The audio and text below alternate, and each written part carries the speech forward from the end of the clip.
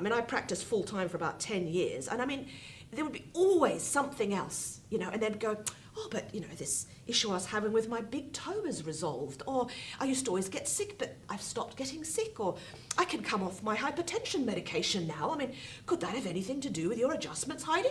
You know, and I couldn't answer them then.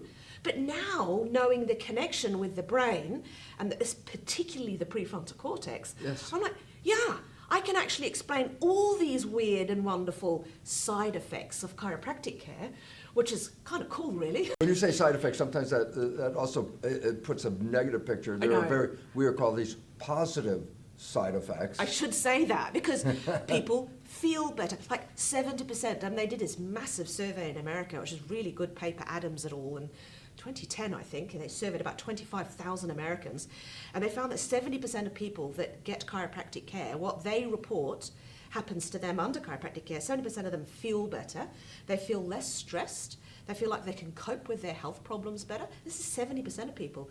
But 40% of people, they sleep better, they feel like they can relax better, 10% even feel like they've got better relationships with others. And like, again, it was really interesting because the authors of that paper didn't actually mention these positive effects. And I think they probably couldn't explain, you know, like it's, well, we're reporting it because that's what they said, but I can't explain why they're feeling these things, right? But now we have the science that could explain that, because we're impacting that part of the brain that is responsible for emotional control, that prefrontal cortex directly activates the parasympathetic nervous system that calms you down, that helps you digest, relax, cope, your resilience, you know, and that's, you know, we can explain it now. It's quite remarkable.